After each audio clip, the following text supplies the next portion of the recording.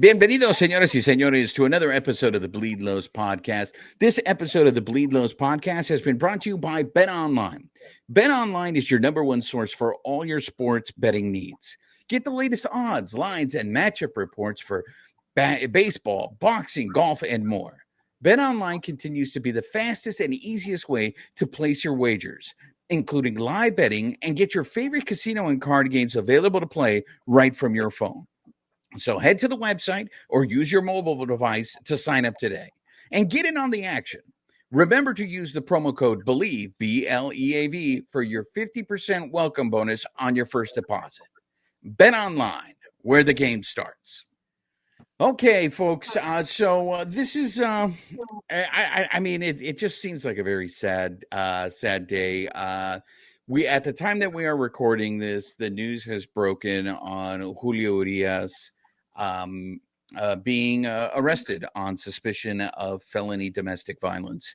So the tone of this show, I think, is going to be a little different. It's not going to be lighthearted. It's not going to be fun, because I think there's a whole gamut of emotions that are running through. Joining me on the show is La Reina de Playa Larga, Amy Cuevas, and Babyface. So I just want to start first with what we know.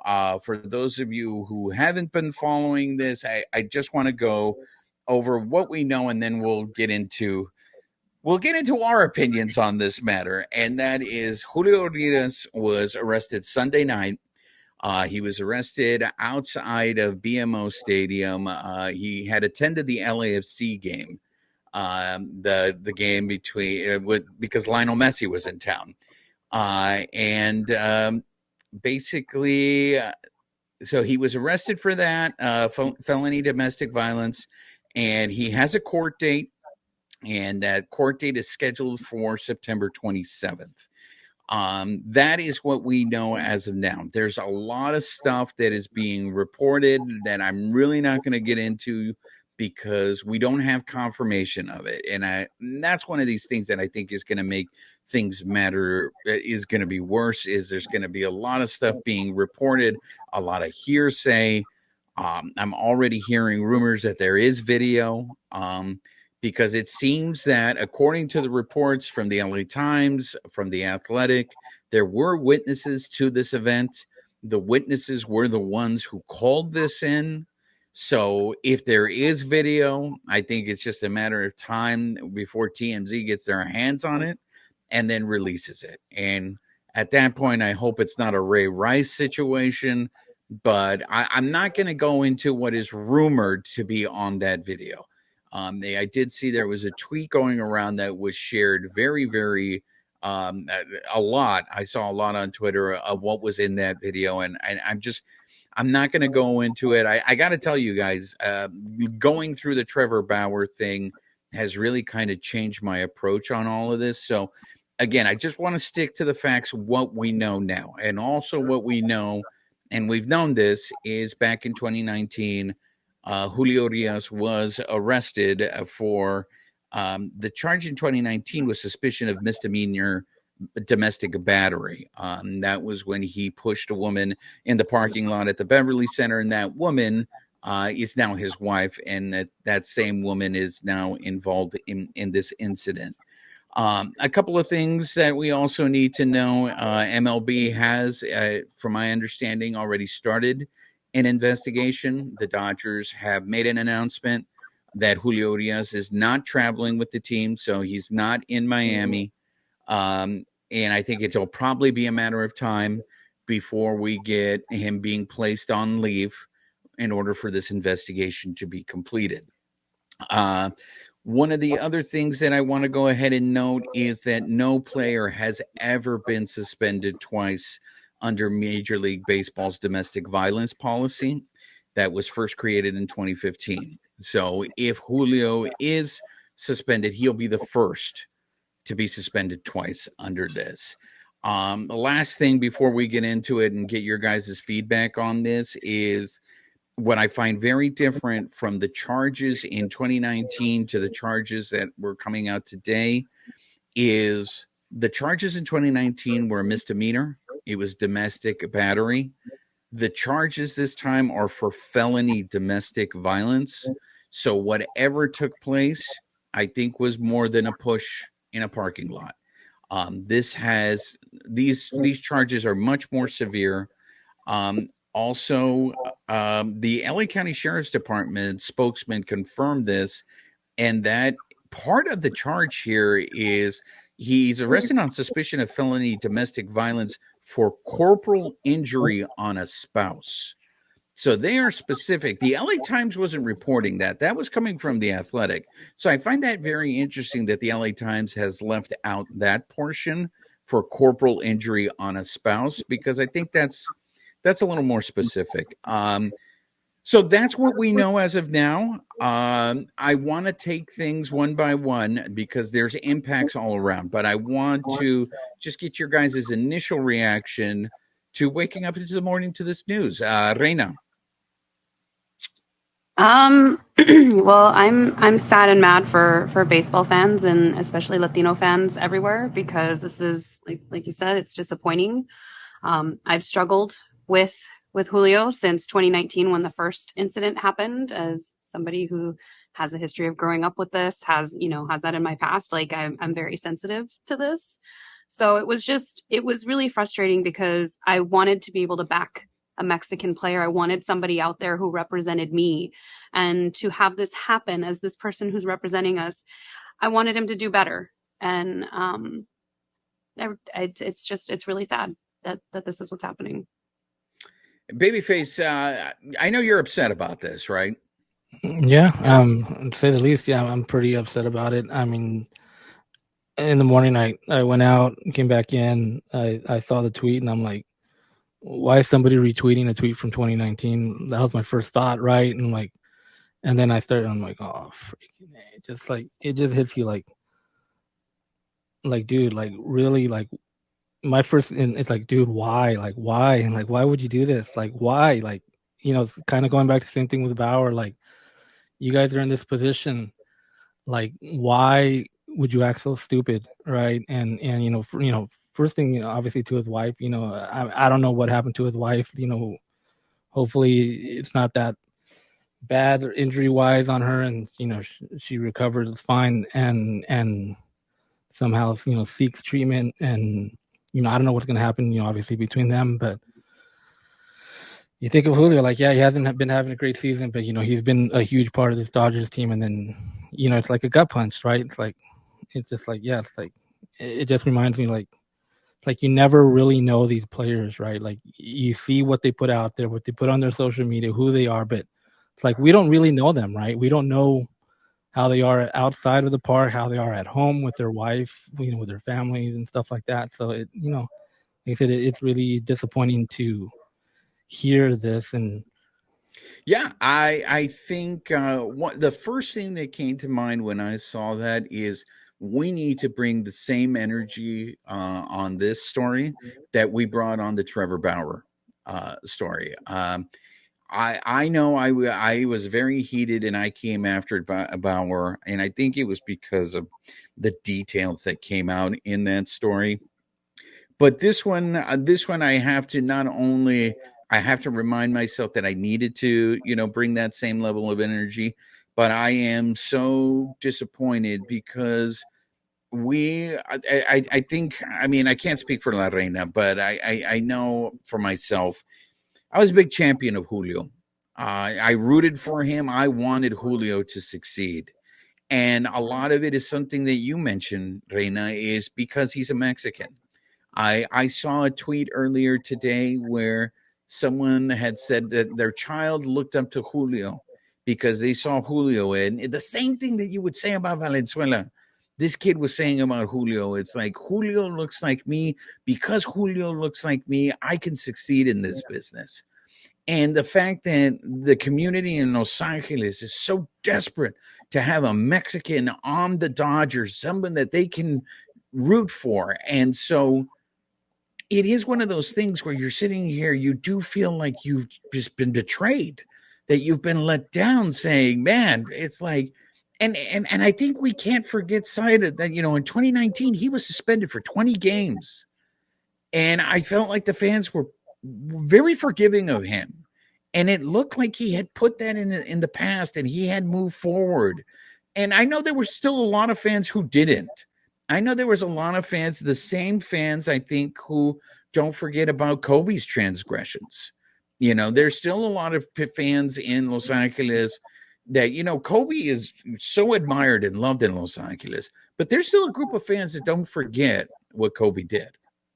And I think the same thing happened with Julio. There was a group of fans who didn't forget what Julio did and weren't willing to give him a pass.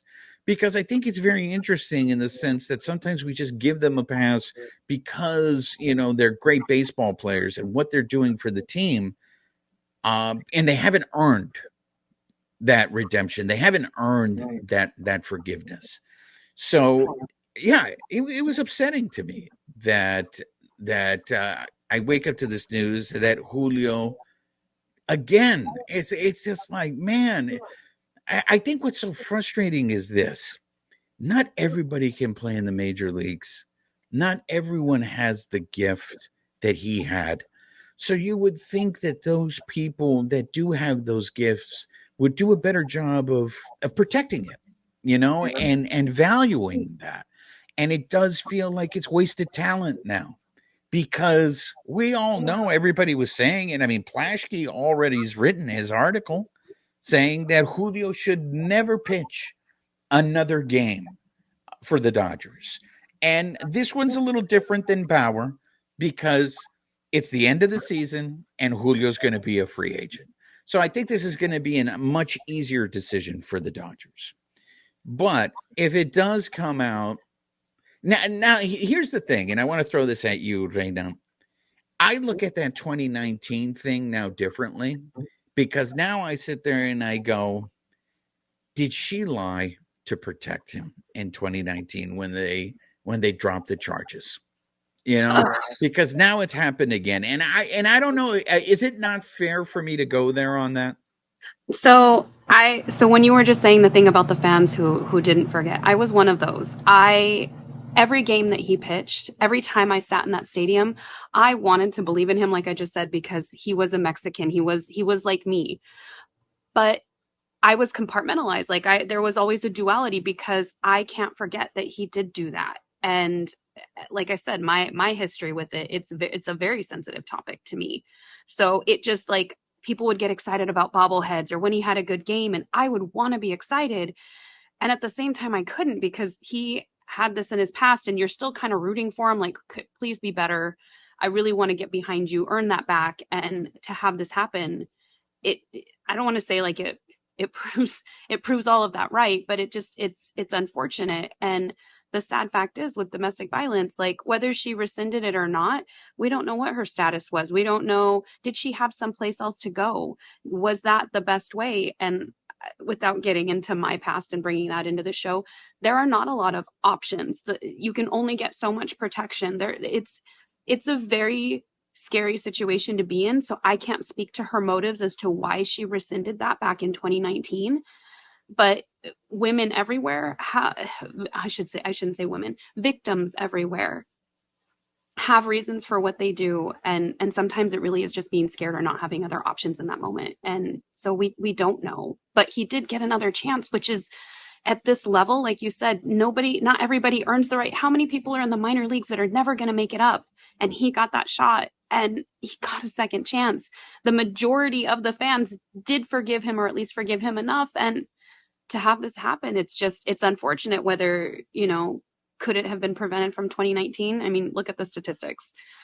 The majority of people do not push forward with DV, felony or misdemeanor because of the outcome of the way that our system works, unfortunately, right now. And that's not to say that the people in law enforcement, the people at the district attorney's office aren't doing their best, but it's just the way that the system works right now. And I can't reiterate enough what Babyface said. Obviously, we want to, our thoughts are with his wife right now to hopefully she was not harmed to the point where, I mean, look, whether it was little or not, I just poor choice of words on my part. Either way, you just hope that she's okay. But I also think you made an excellent point, Babyface. not only does she get the help that she needs, he needs help. He needs help because this is the second time. And whether the first time was blown out of proportion, there's witnesses on here. And like I said, if there is video and it does leak, we're going to see it. But if anything, and Plaschke said it in his article, this exhibits poor judgment. And it's like we're having the same conversation all over again that we had with Bauer, right, Babyface? It's about judgment. And how do you trust this player? Yeah, and the thing that happened in 19, I mean, I'm still not kind of like for sure. Like, I don't know if the story's been out there exactly what happened. Like, I know the story was like he pushed her, but then they said that she just tripped, and that's kind of how they left it, right? Like she just tripped, nothing really happened, and kind of just got swept under the rug, and right, and then he did his community service, and kind of everything kind of went back to normal, right, with him, and he went forward, so it strikes me odd, right, all of a sudden now, he lashes out a couple nights ago. If something happened in 19, obviously I don't know this for a fact, but that it just doesn't happen. Okay, one sporadic incident there, then all of a sudden happens a couple years later. Maybe there's stuff that was going on that just obviously never got caught or whatever, and that's very unfortunate if that is the case. But yeah, I mean, as far as like what Plaschke was saying, I mean, this is obviously going to be much different than Bauer. Julio's a free agent at the end of in a month and a half or whatever, 2 months, right? This won't get resolved in that time. The Dodgers really won't have to make a decision other than we are not going to pursue him, because there won't be a decision on this till after the season. He'll be a free agent, and Dodgers just wipe their hands clean and they let him walk, right? I mean, I see they're not obviously going to pursue him, and obviously I don't think anybody in MLB is going to. This was going to be his payday, right? And we were talking about it. How, he was struggling this year. I'm like, how that's going to affect his payday at the end of the year, right? And now this happens, and like, does this guy even have a chance to play in MLB anymore, right? That's kind of to the point where it's at, and right now, I don't think he does, right? Like, I don't think any team is gonna want to pursue him with this stuff hanging over him. So, like I said, it's very disappointing all around. Just everything that's going on, with him personally, like I said, and yeah, I do feel that he does need help. Obviously, right? He does have problems, and that none of us were aware of, right? And hopefully he does seek help. There's a lot of different angles that I want to look at in this, and one of that angle is, where do the Dodgers go from here? But before we do that, I just want to point something out real quick, and I want to get your guys' thoughts on this. But there were other Dodgers at that game last night, at the LAFC game. Kershaw was there, Mookie was there. I saw pictures of David Peralta and Jason Hayward there. I am very curious if any of his teammates saw this, were there when this event took place. How many of his teammates maybe tried to get in the way, tried to interfere, tried to break it up. I'm very curious how many players' wives saw this, because a lot of when we go back to Bauer, we heard a lot of it. Nothing was ever confirmed, but we heard a lot of players' wives were like, I don't want you playing. I don't want you hanging out with that guy. I don't want you to do anything with that guy. So it is curious, because now the Dodgers start a series in Miami, and that's all they're going to answer. That's the first question they're all going to get asked. And it's going to be the Latinos. Quique, Miguel Rojas, Victor Gonzalez, the guys who were close to Julio, they're going to get asked, hey, what they feel about this? What did they see anything? The guys who attended that game, they're going to be asked, so now the question is this a distraction? Does this now become a distraction? So let's go there. I know there's a lot of different angles that we can take this, but Reina, how do the Dodgers, because I think Babyface is right. This is not, his court date is September 27th, and we know way too much about court dates because of the Trevor Bauer situation. But at least until September 27th, he's not playing. So this week it's going to be those 3 games in Miami, it's going to be all about Julio. Those players are going to be asked about Julio and not the game. So how much of a distraction is this going to be for the team? I definitely think it's going to be a distraction. I don't think it's fair. I don't think they should have to respond necessarily on something like this, especially it's not going to help the situation. I think the Dodgers as an organization potentially have an opportunity to take a stance on it. And then maybe, hey, don't ask the players anything, but also this is how we feel, just to reiterate that. And I hope it's not a distraction, but I think it will be, because people are going to ask. People have a natural curiosity about this and they want to know what's going on. Babyface, this was everything we heard all season long, was how close this team was, how they enjoyed being with one another. Is there going to be a part, do you see maybe there's a part of this team that they're going to rally around him and try to defend him? And if they don't defend him, does that say a lot also? Well, I don't see anybody like trying to defend him. I think it's just going to be that. There's really nothing they can say, especially like there's just the stuff that's actually been reported, and then there's the stuff that's kind of just been, well, we don't know if it's true, but this is what's being said. Yeah. So, I think it's just they're not going to talk about it, right? What can they talk about, right? And when you're bringing up that point, like, what happened? Like, we don't know what happened at the game, right? He was at the game. Did it happen at BMO? Did it happen in the parking lot? Did it happen when they left? Like, so we don't even know if players were with them or they weren't with them. We don't know how he was acting during the game. This is something that crossed my mind as well too. And I don't know if it's been reported, but is alcohol an issue, right? Alcohol is one thing that's big in these types of cases as well, right? So, I don't know if does Julio have a problem with alcohol, right?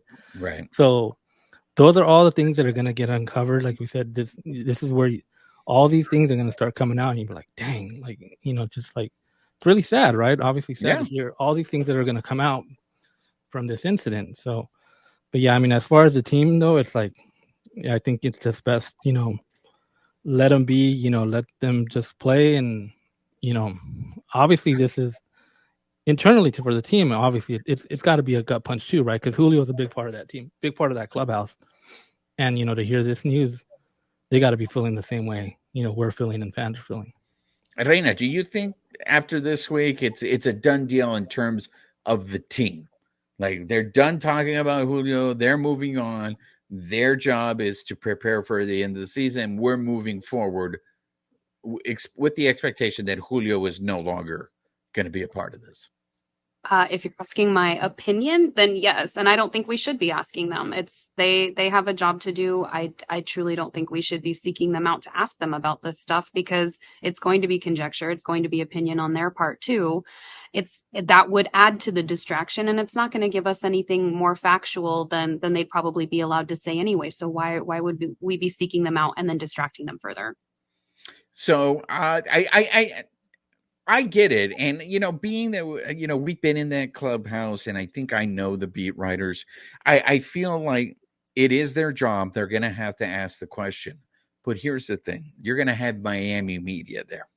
What's going to stop from outside media asking that question repeatedly when they go to Washington? When you have outside media that is not necessarily covering the Dodgers, I think for the beat writers in Miami, they have to ask the question. They have to do their job, and they're going to move on from the story.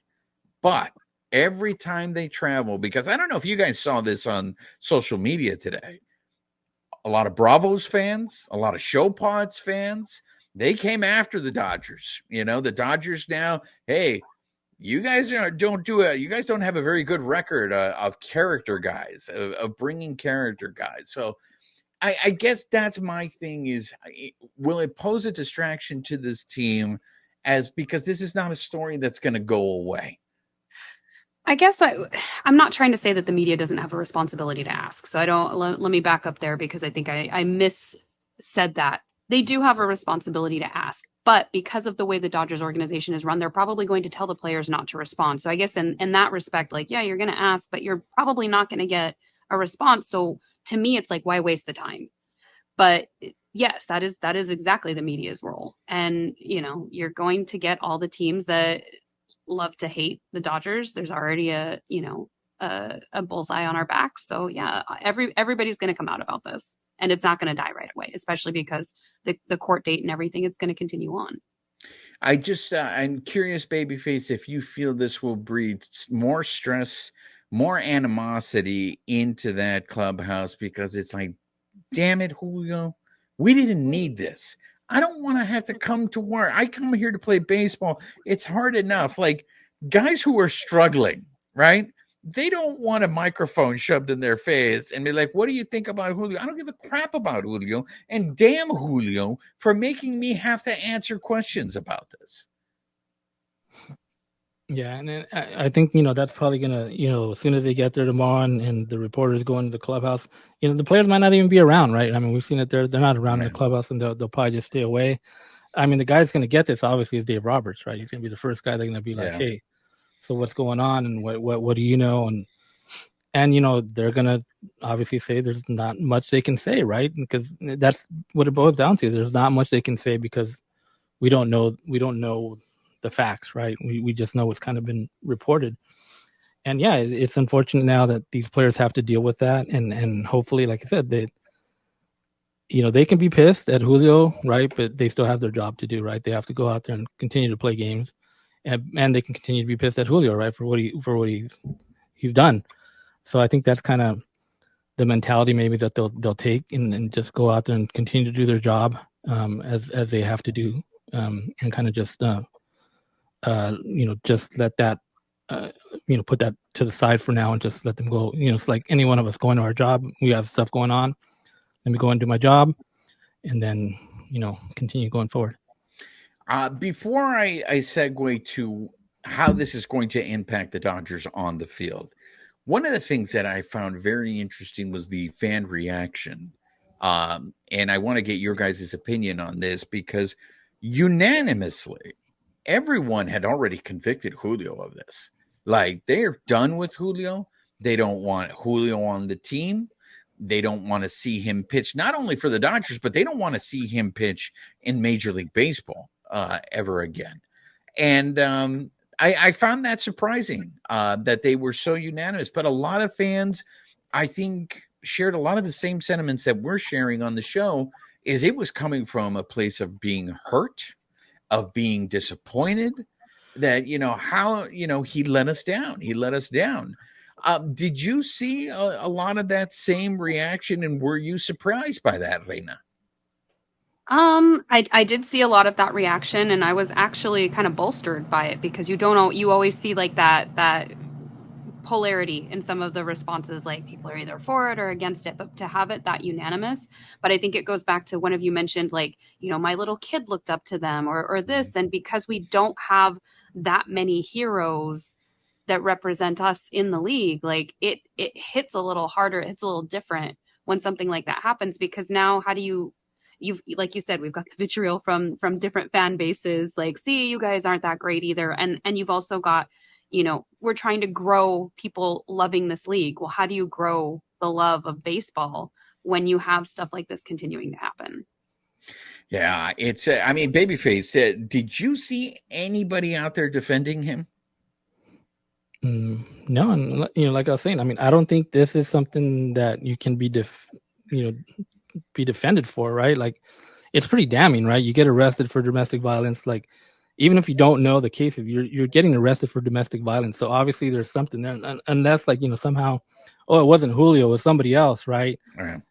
He's in a crap hole of trouble, right? Like it's pretty damning, and so you can't just go out there and say, oh no, he's innocent and blah blah blah. And this, like I said, it's a tough situation, and like I said, in this day and age, right, where he's obviously at a game, he's recognized, he's a figure that's known in LA, and like you mentioned, like there's got to be, if it wasn't in the public, in front of people, there's footage of it. because everybody has their phones. So it's Yeah. going to be only a matter of time before that footage gets out there. And, like I said, that's the ugly part of this, that we're going to start seeing all this stuff and be like, dang, just like it's all that stuff that's going to come out. And, and Plashke mentioned this in his article, in that he had said, even if he finds a way to lawyer his way out of this, if he gets absolved and no charges are filed, and then people will be like, hey, I was innocent, nothing happened. I think it's the fact that, again, you put yourself in this position, man. And we talked about this with Bauer, and that is, you are viewed as a leader on this team, and look, the Dodgers, they got a bobblehead of him coming out that now I'm very curious to see if the Dodgers are still going to go through with that bobblehead. But that bobblehead is like, they represent him as, he represents the Dodgers out in the community. And when you have him out in the community and you have people in the community viewing him in a certain way, or he's going to have to bring up these kind of issues, it's one of those things where it's like, damn, man, even if you find a way to, you don't quote unquote get punishment, the damage is already done. Because this is not a first time thing. And for him to be arrested for a felony this time, and they use the verbiage of for corporal injury on a spouse, that means the witnesses saw something.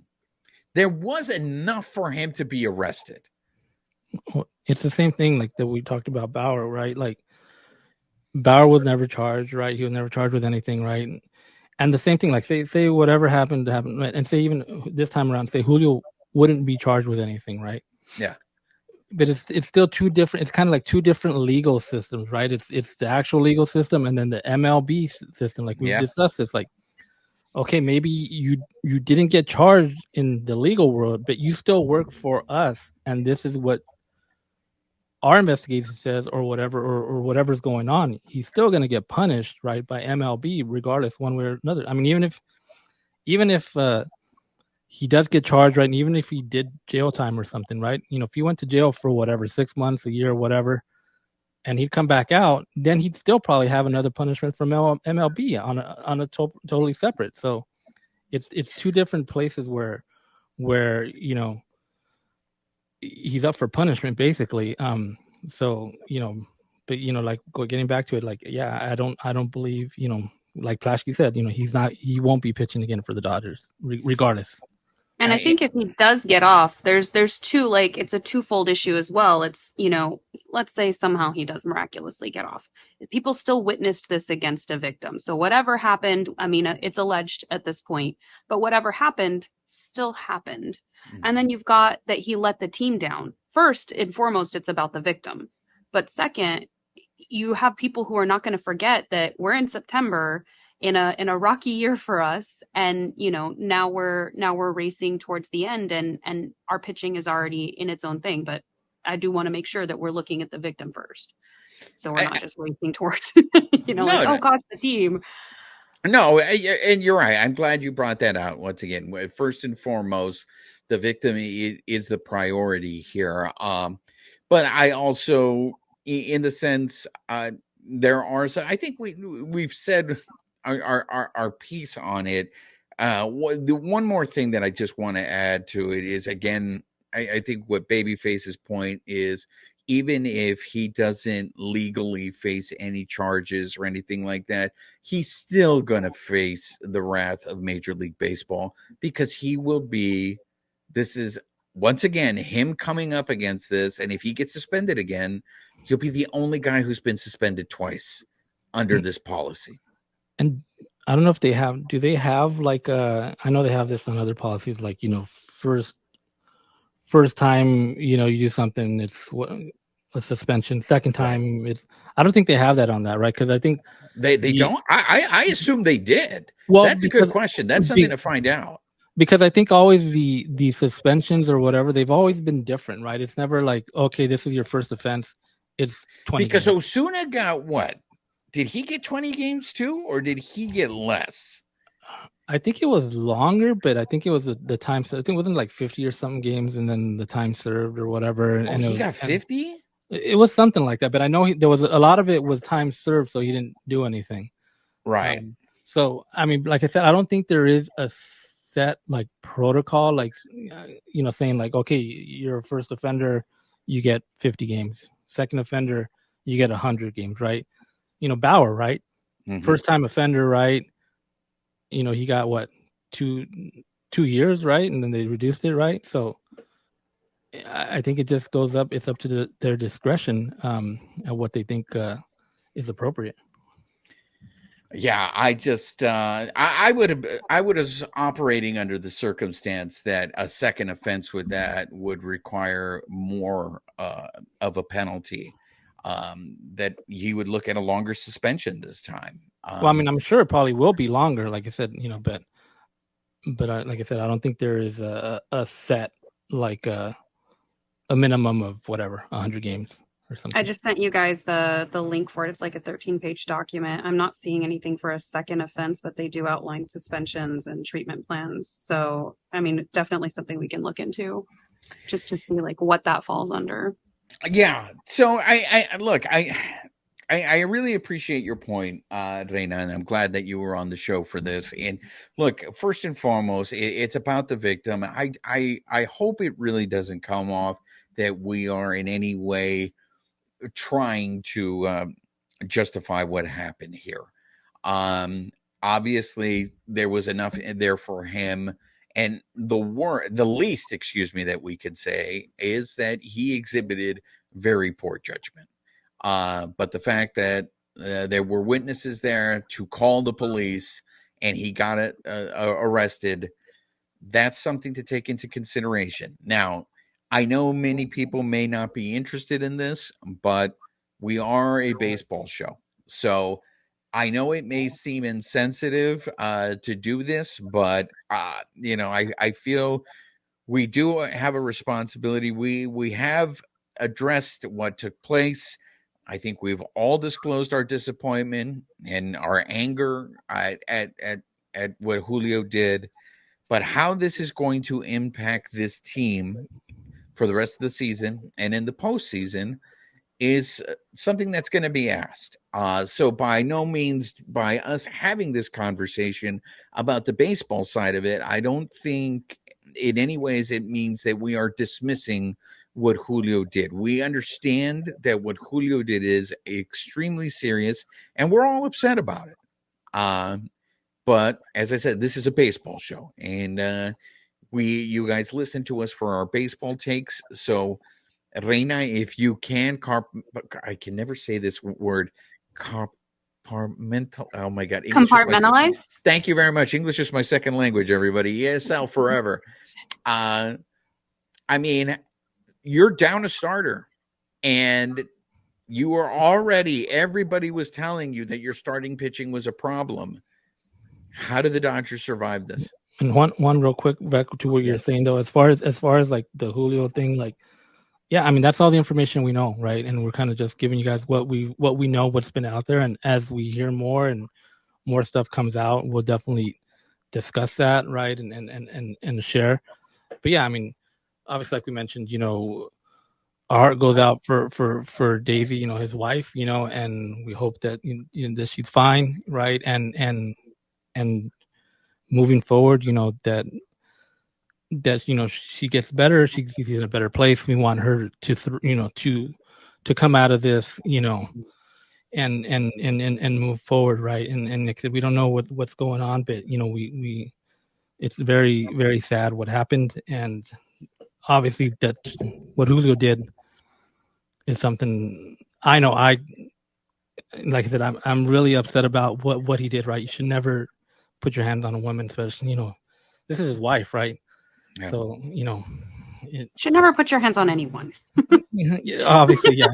Obviously, yeah. But unless you have a fight club like me, and I have to put my hands on Bob Costas or Joe Morgan. We don't talk about fight like for like I said, for us, for me, I'm sending my best wishes to Daisy, and just I hope she you know, it's hard to like put into words. Like you can No, just like, it is. you know what I'm saying? Like, Because you know, like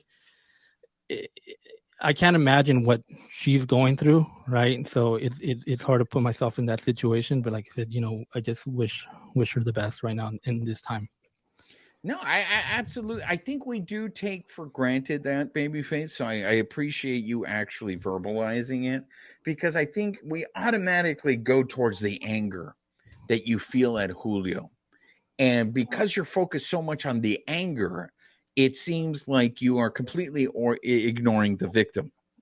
So I do appreciate both La Reina and you always bringing it back to there is a victim in here. There is someone that was involved here. And one thing that I want to be clear, and I don't think I don't want to speak for all of you guys. I just want to make sure. For me, I don't want anybody who listens to this show sit there and say, "Oh, just because you guys are Mexicans, you guys are taking it easy on Julio. You guys were much harder on Trevor Bauer than you are on Julio."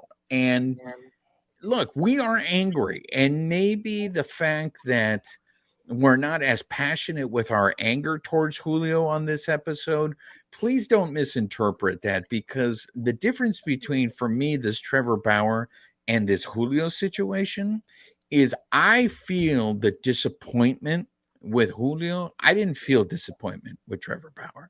And I think part of the reason I feel the disappointment with Julio is we grew up with Julio. This was a 16-year-old kid. We saw him grow up. We saw him become a Dodger.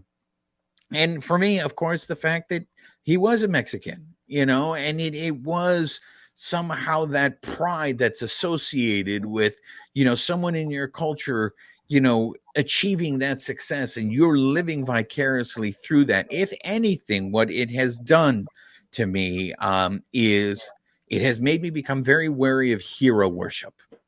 And we have to be very careful about putting people on pedestals. And I know this is very hard, especially for younger kids who watch these guys. But the truth of the matter, whether these are athletes, whether these are celebrities, whether they are politicians, putting people on a pedestal is very dangerous, because I don't know if La Reina said it or if Babyface said it. We don't know who these people are, you know. Sometimes you catch someone on a bad day, and now for the rest of your life, you're going to brand that person as a jerk. And, you know, you just caught him on a bad day.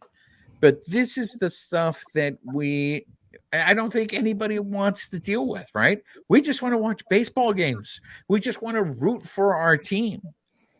But when the harsh reality of this is life, and this is not just something that you can just turn off, because there is a victim here involved. And as I said, whether he lawyers up and he's able to beat this, like La Reina said, something happened, and now he's going to have to deal with the fact that people are going to look at him differently, and he brought it upon himself. Yeah, I mean, like you said, like we don't know these guys, right? Like, you know, every time I've seen Julio in the clubhouse, and, you know, you guys you see him like, hey, okay, whatever, right? Normal dude, seems like a normal dude, right? You know, doing his thing, right?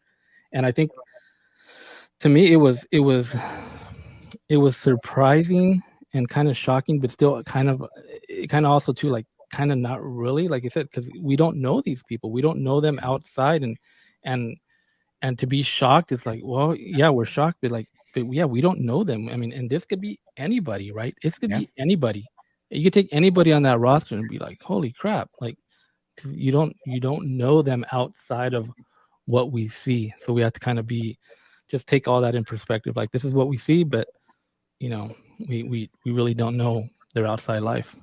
And I think we can take that lens too, and because of the superstardom of this, I hope it shines up that the one positive that can maybe come of this horrible situation is shed a brighter light on that. This has got to be even scarier for the victim going through it, because it is on such a public stage. But there are so many people who go through this and it's not public, and they don't get as much help because they aren't famous.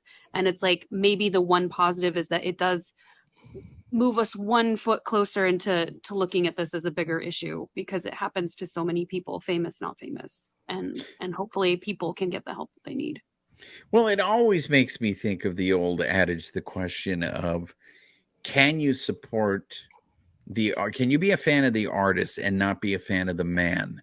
There's a lot of examples. You listen to a Michael Jackson song come along, and how many people sit there and think, oh, what did Michael Jackson do? Or how many people go, this is a damn good song.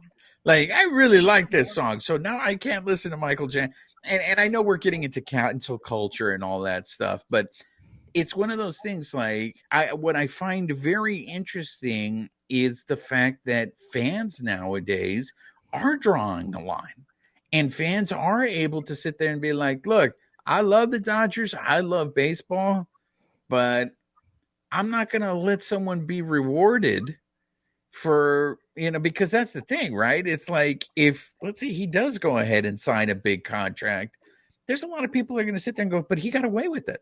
There was no repercussion for him. Meanwhile, Joe Schmo, who works at the liquor store, he's going to be in jail for how long, right? I know that's a completely different issue, but I think that's one of the things that I think is hard for fans who work hard, and all they want to do is just sit and watch the game. They want to relax. They want to they want to, separate themselves from real life. They just want a distraction. They don't want to have to watch a game and shown reality.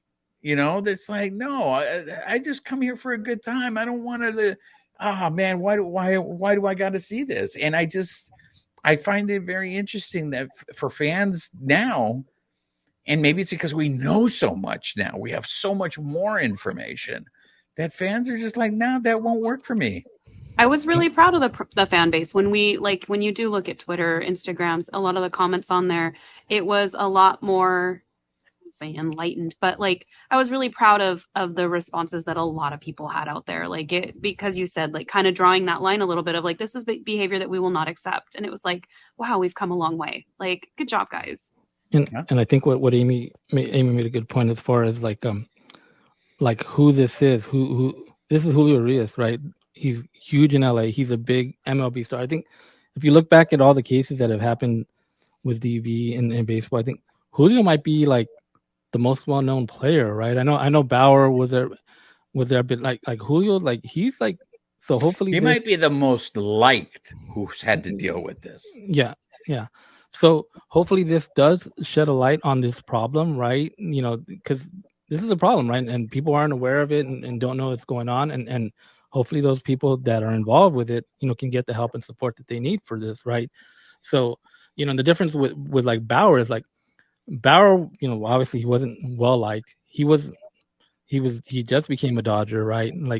So this is why it stings more, because Julio's been a Dodger. We've seen him grow up, and it's dang, dude, for a lot of people, it's their little brother, dude, and that's why I think a lot of more fans are reacting this way, but they're reacting, like you said, they're not in the defending way. It's dude, you really messed up, right? Yeah, so you can't defend it, right? It's even like what you said, because even if he doesn't get convicted, it's like, hey, man, I'm not in the business of trying to make the difference between a push or a punch or whatever you did. All right. Whatever you did, you laid your hands on someone, and it's not the first time you've done it.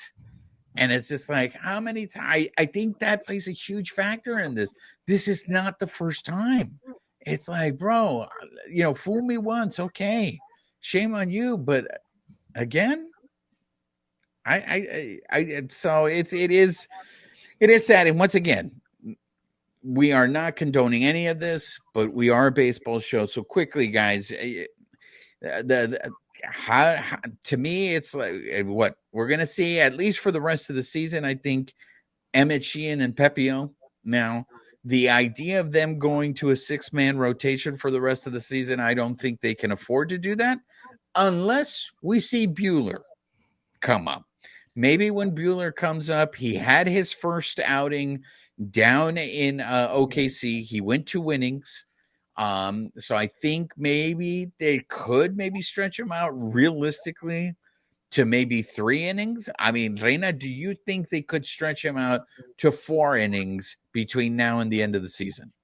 I think you go to more of a piggyback mode instead of going full bullpen for some of those days. So we've got Kirsch, Lynn, Miller. Then you've got Sheehan, Pepio, Grove, and Yarbrough. I say you piggyback those last 4. I don't care how you do it. Sheehan, Grove, Pepio, Yarbrough, whatever it works for your righty-lefty mix. But you have them piggyback and then have the bullpen come in and pick up innings. That way you're not taxing them so that we don't end up with, again, another season. And then if you can fit Walker in there, I still don't think he's going to be built up enough to take enough innings off the backs of any of the other starters. So I think you're going to have to go with some kind of a piggyback model. And Dave Roberts did say that Michael Grove would be back with the team this week. So a good call out there on the Michael Grove. Babyface, in terms of the regular season, I mean, it's Emmett Sheehan and Pepio, right? Well, who with Bueller yesterday, wasn't it? It was Stone, wasn't it, that piggybacked with him? Was it, or was it Grove? Yeah. So, but I'm talking about like the active guys on the roster. So you have Miller, you have Kershaw, you have Lance Lynn, you have Emmett Sheehan, you have Pepio. I guess you could have Grove, and then you just use Yarbrough for one of those 3 if you want to go for a 6-man rotation. The real question is going to be once you go to the playoffs. When you go to the playoffs, it's Miller, Kershaw, Lynn, and then what are you going to do when you get to that 4th? It's obviously going to be a bullpen. Well, do you go with Bueller or do you go with Pepio? I mean, I think they're trying to get Bueller. Well, the other day that I was at the game, Dave Roberts did say that Bueller would be a starter, regardless. He's going to be a starter, whether that's 2-3 innings, whatever. He's going to come in and start. And so he pitched 2 innings just the other day, right? So that's beginning of September. So his next start, and I'm guessing they're going to try and do it like spring training, right? So he goes out, and then next one maybe another inning, then another inning, right? So if he's up to 3 this week, 4, maybe 5 by second to last week of September, and then if they have him up for at least 1 start before the playoffs come, he might be up to 5 innings. So I think that would probably be the goal. To get Bueller back in the rotation. But yeah, other than that, I mean, I think the door's open for Pepio. And then, like you mentioned, some of those other guys, just maybe it's that piggyback's been working, like when they've had Pepio and Yarbrough or Yarbrough with anybody, pretty much it's been pretty effective. So I'd imagine we'd see that, through the end of the year. Last one before we end the show, guys. What happened here with Julio, does that give the Dodgers an excuse if they fall short this season? No excuses. No excuses. I say that as not to hold them to a higher standard. They already hold themselves to a high standard. They will never use that as an excuse. They're going to grind and do whatever they can, whether they have Julio or whether they don't. And honestly, some days Julio has not shown up. So in the worst case is that we are using another starter now, but they will never use that as an excuse. And I don't think we as fans would either. Babyface, is it a legitimate excuse or regardless? No, I mean, I think regardless. I mean, going into it, I mean, they didn't know what they had in Julio in the first place. They didn't know which Julio was going to show up. And I think that's one of the things we talked about with Morosi. Like if Julio was around, he kind of expected him to be to step up. So now knowing that he's not going to be there, I think this someone else has to step up, right? And I think, but I think, I mean, if Julio would have been there, I mean, he could have been horrible in October, right? Same as some of his starts, and then it'd be back to the same situation. So I think one of those other guys is gonna step up. Pepio's been doing really, really great. I could see him stepping up, and then the thing is crazy. We're gonna see a lot of rookies, I think, in going into the playoffs. So yeah, that's gonna be a little bit different.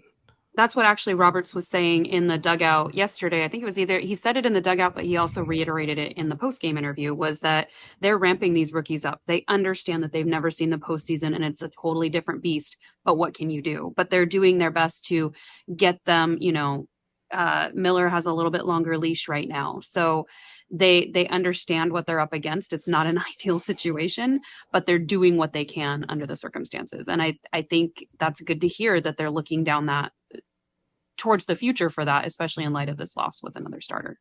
I mean, do you feel right now with Miller, do you think he's like their most, I don't know, like legitimate starter right now? Like, is he the one you feel more comfortable with, or does it still go back down to someone like Kirsch or like Lynn? How do you feel with Lynn? Or I think Kirsch is still going to start the first game.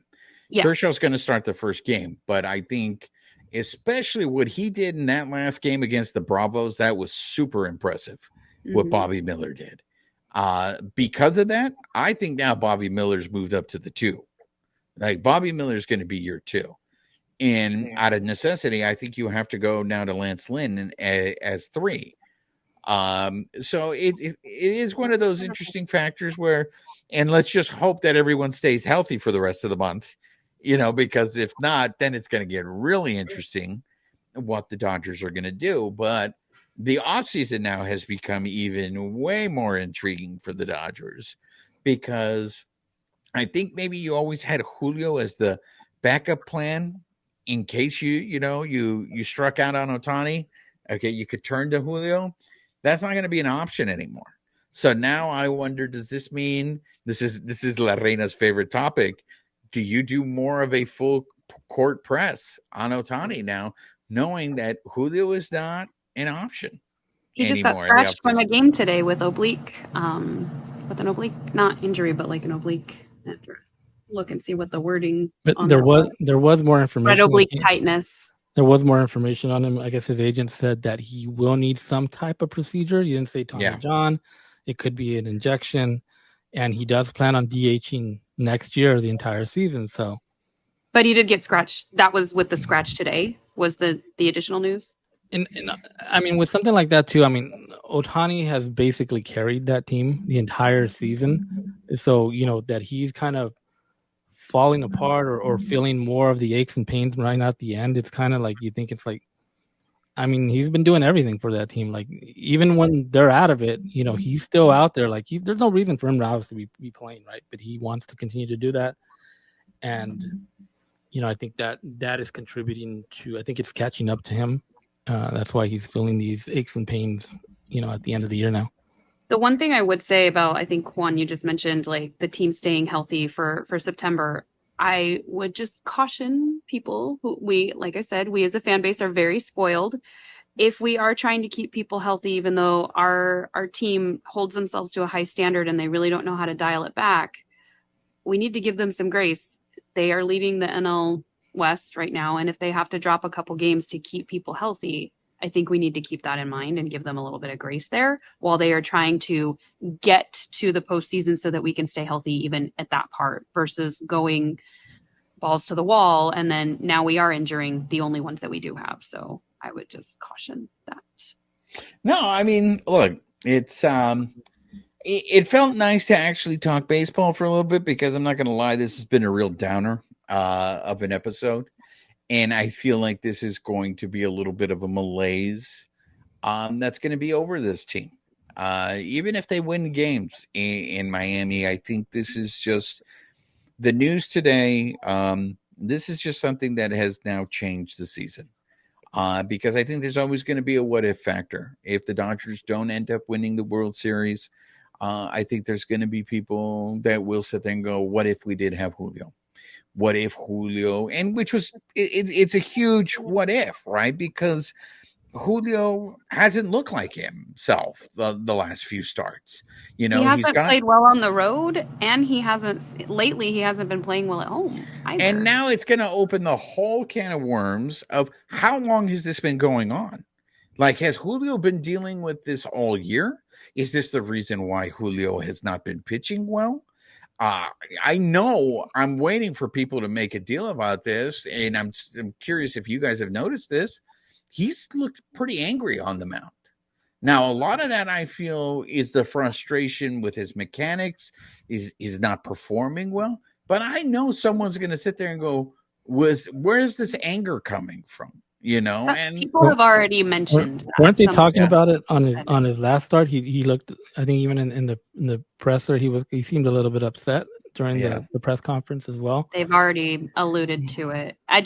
I'm hoping that whatever this is, we have such good team cohesion right now. I hope it draws our team closer together as they kind of like circle the wagons. And I hope that they can overcome this together and we see that show on the field versus letting it bring them down. Yeah, it's one of those things where one thing is overcoming, and then another thing is like, can you overcome everything? I mean, if you look back at not having Dustin May, the stuff that they've had to overcome for them to overachieve at this point, it's interesting. But look, I'm grasping at positivity here. I'm trying to be like the Reina because this has just been it's just been really shitty news. I didn't think we were going to have this episode. I didn't think we were going to have this conversation about this, and I think it sucks. And I know we're getting the heat from other organizations, but once again, you're talking about a domestic violence issue with a Dodgers pitcher. And it's the part, and look, it's not just a problem. And Babyface said this is not just a problem that the Dodgers experience. This is a problem that is all over sports. How many times in football do you have these stories coming up? It sucks. I mean, we didn't discuss this. There's another situation, obviously completely different situation, but it has affected another team in the American League, right? With the Tampa Bay Rays, right? Completely different situation. Oh, yeah. But stuff, like you said, stuff happens that he's like, what the hell? Like, just comes out of nowhere, right? Yeah. And go ahead, Reina. Oh, I was just gonna say, and this, I hope it doesn't come out like I'm minimizing it, but of the way that our team responds to things, I think if there was any team that could overcome it in a positive way, I think it is the Dodgers. So like I think we have that going for us, is that they not thrive on these situations, but they do their best to find a positive and overcome it. Look at this entire season. Look what they've accomplished. So if there was any team that was poised to find the positive and go forward, it's this one. Well, we will definitely see. We got a month to see how they deal with this. How do they cope with it? But anyways, this has been a very depressing episode of the Bleed Lows podcast. If you have not subscribed, I'm just letting you know, not all the episodes are like this, guys. So you can subscribe on our YouTube channel. You can subscribe to hear the audio portion of the podcast. Yo ha sido su servidor Juan Ramírez, de parte de mi colega, la reina de Playa Larga, Amy Cuevas, and Babyface. Nos vemos para la próxima. This episode of the Bleed Lows podcast has been brought to you by betonline.ag, where the game starts.